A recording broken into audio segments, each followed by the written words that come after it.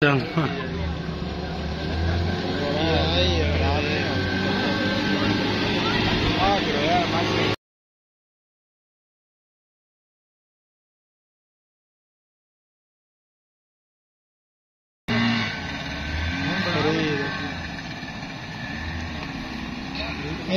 जैसे स्पीड में हो जाती है।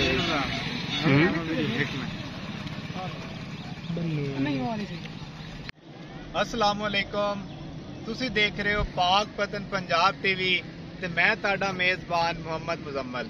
इस चैनल ते दोस्तों मेरी एक नई वीडियो है। तो दोस्तों असी इस टाइम मौजूद हैं दरिया सतलुज दे बिल्कुल पुल दे नीचे, जिन्हों भुक्का पतन भी कहा जाता है। इतों बहावल नगर तकरीबन 7-8 किलोमीटर साढ़े तो दूर है ते तो नजदीक है चौक मरले। ये चौक मरले और बहावल नगर के दरमियानी इलाका है जी। दरिया सतलुज दे बिल्कुल असी पुल दे नीचे खड़े हुए हैं, सिर्फ दोस्तों की खातर उन्होंने व्यू देना चाहते सी, क्योंकि सैलाबी जी सूरत हाल है ना जी।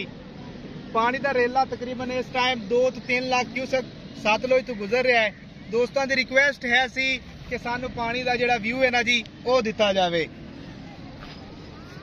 कैमरामैन तुहानू दिखा रहा है जी, पानी का बहाव है जिहड़ा जी वो काफी तेज है और पानी की सतह च काफी इजाफा हो रहा है। सामने कैमरामैन तुहानू दिखाएगा कि बंद जी बनना जा रहा है और लोग सामने बंद बन रहे ने, क्योंकि ते कटाव का शिकार सी ते लोगों ने ना जी बंद के अपनी हिफाजत की है। इस तो पीछे पानी ने काफी तबाही मचाई है जी। जिहड़ा इलाका अक्सर असी वीडियो च मैंशन करने हैं जी, मोमे का चक्री, सैयद अब्बास शाह दा डेरा, लांगड़ियां वाली भैणी, उत्थे पानी ने जी अपना ना जी काफी असर दिखाया और उत्थे काफी फसलों का नुकसान होया है। फिल वक्त असी मौजूद हैं बिल्कुल दरिया सतलुज दा जिहड़ा बहावल नगर वाला पुल भुक्का वाला पत्तन है जी, बिल्कुल असी इस टाइम उत्थे मौजूद हैं और दोस्तों को जी पानी का बहाव या जिहड़ा भी नज़ारा है ना जी वो दिखा रहे हैं। कैमरामैन तुहानू दिखा रहे हैं जी।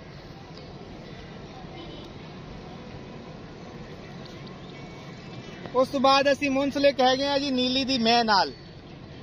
साडे चैनल ते नीली दी जिहड़ी फरोख्त है जी वो की जाती है जी। असी अज दोस्तों को दसांगे कि नीली बार है की जी। दरिया रावी तो लैते सतलुज के दरमियान जिहड़ा भी इलाका है उन्होंने नीली बार कहा जाता है।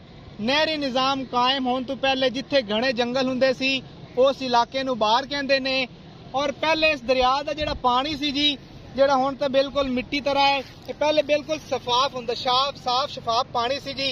इस वास्ते इहनूं नीलगों कहा जाता सी।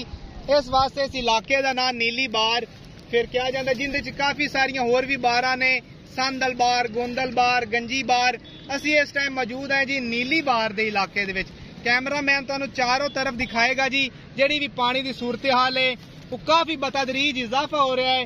पानी की जिहड़ी सतह है जी वो बुलंद हो रही है।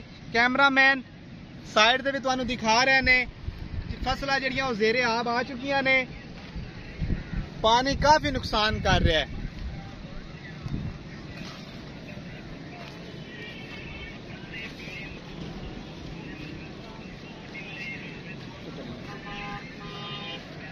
साडे ओवरसीज दोस्तों की काफी फरमाइश सी, रिक्वेस्ट सी, इनबॉक्स कर रहा सी, व्हाट्सअप कर रहा सी कि दरिया सतलुज का जिहड़ा व्यू वो दिता जाए।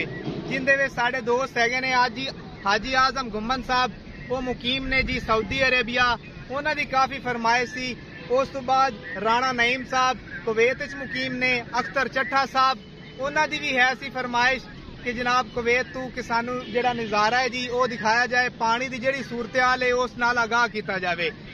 दोस्तों मेरी इस चैनल ते पहली वीडियो है, पहले कुछ मामलात है सी जिस वजह तो असी इस चैनल ते कोई वीडियो अपलोड नहीं कर सके, और इंशाअल्लाह आने वाले दिनों दे विच तुसी इस चैनल ते मैनू एक नई वीडियो नाल, एक नए चेहरे नाल मैनू तुसी जानोगे, मैनू वेखोगे, और इंशाअल्लाह असी इस चैनल ते तुहाडे नाल मिलते रहांगे।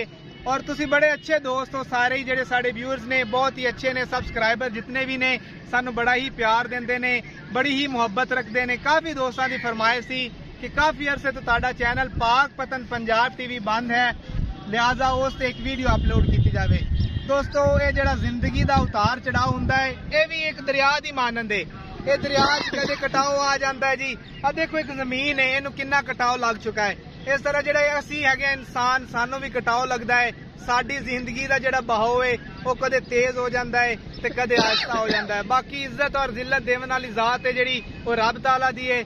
ਲੇਕਿਨ ਇਨਸ਼ਾਅੱਲਾ ਆਉਣ ਵਾਲੇ ਦਿਨਾਂ ਦੇ ਵਿੱਚ ਤੁਹਾਨੂੰ ਇਸੇ ਚੈਨਲ ਤੇ ਮੁਹੰਮਦ ਮੁਜ਼ੰਮਲ ਤੁਹਾਨੂੰ ਇਨਸ਼ਾਅੱਲਾ ਨਈ ਵੀਡੀਓਜ਼ ਦੇ ਨਾਲ ਮਿਲਦਾ ਰਹੇਗਾ। ਤਬ ਤੱਕ ਵਾਸਤੇ ਮੈਨੂੰ ਇਜਾਜ਼ਤ ਦਿਓ। ਅੱਲਾ ਨਿਗਹਿਬਾਨ।